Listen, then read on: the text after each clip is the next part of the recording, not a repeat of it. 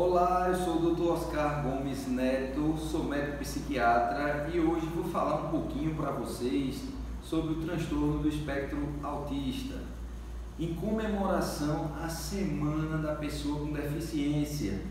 Primeiro, eu queria me descrever onde eu estou. Eu estou aqui no CAPS, que é o Centro de Apoio Psicossocial. Para as pessoas que têm qualquer deficiência, eu queria me descrever como eu estou.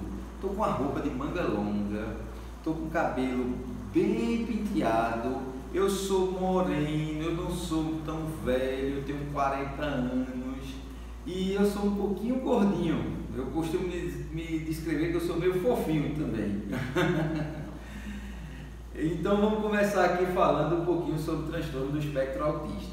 O transtorno do espectro autista, ele é uma doença que compromete a comunicação, a interação social e o comportamento do paciente. Então, algumas crianças, adolescentes, esse diagnóstico ele é muito mais realizado, essa doença ela é muito mais, se expressa mais na infância, a gente consegue diagnosticar melhor ela na infância, né? Então, é uma doença onde os pacientes eles têm geralmente movimentos repetitivos, eles têm sons que eles repetem muito, fazem sons diferentes, tem um déficit importante de linguagem, um atraso no desenvolvimento da linguagem, o paciente ele não consegue interagir com o ambiente de forma harmônica, o ambiente também atrapalha muito esses pacientes, até porque esses pacientes eles têm uma sensibilidade maior, né?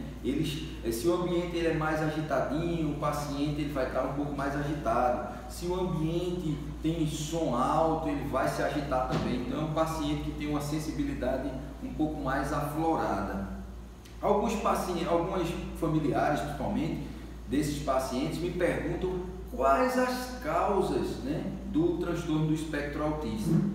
Essas causas elas não são tão bem definidas não, né? A gente sabe que existe um componente genético importante, já foram descritos pelo menos 20 genes que estão relacionados com o transtorno do espectro autista. Mas não existe uma causa tão bem definida disso, né? Outros fatores também são importantes, que a gente chama de fatores epigenéticos, que a gente considera como fatores ambientais. Por exemplo, uma gestação muito conturbada do ponto de vista emocional, problemas com substâncias tóxicas, né? Problemas com ingestão de bebidas alcoólicas, drogas, medicamentos, infecções perinatais, infecções pós-natais, infecções gestacionais. A gente sabe que o componente genético é importante também porque pacientes que têm uma herdabilidade maior paterna, o pai ele traz essa genética um pouquinho maior para o paciente com transtorno do espectro autista. E os pacientes também que são gêmeos homozigóticos, ou seja, existe uma codificação genética importante, mas não existe uma causa específica.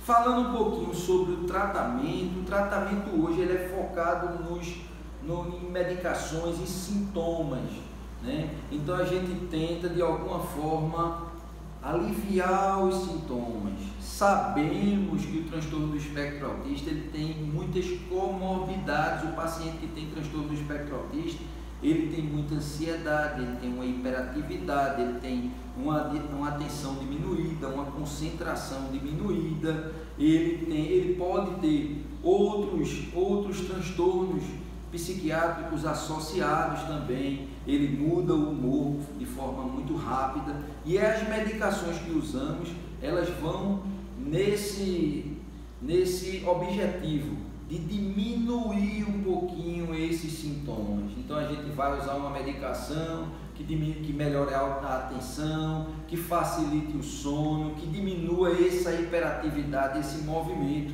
né? Que é bem importante.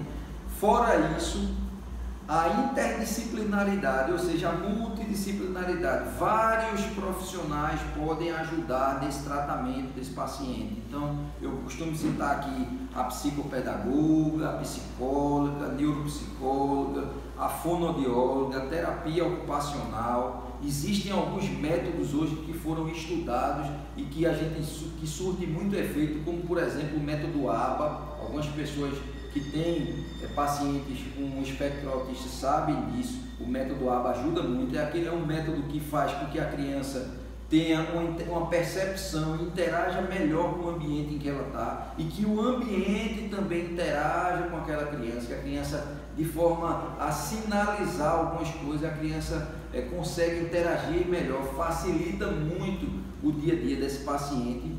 Outra terapia que é muito boa, desenvolvida aí pelo pessoal da terapia ocupacional e os outros profissionais, seria a integração sensorial. Então, pegar a parte mais importante do espectro autista, que é que os pacientes são muito sensíveis, e explorar essa área. Então, ajuda muito, tranquiliza muito esses pacientes.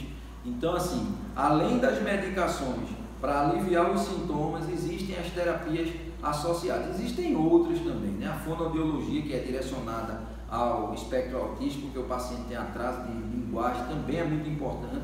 Talvez a gente tenha aí outras que a gente poderia falar, mais de 10 tipos de terapias que a gente poderia ajudar também. Eu falei assim, as principais que a gente tem em contato. E eu queria hoje também falar um pouquinho para vocês sobre os cuidadores, né, desses pacientes. Existe um estudo mostrando que 90% das pessoas que têm contato, que convivem com o paciente do transtorno do espectro autista, têm problemas psiquiátricos. Então, os cuidadores, eles vão desencadear, infelizmente.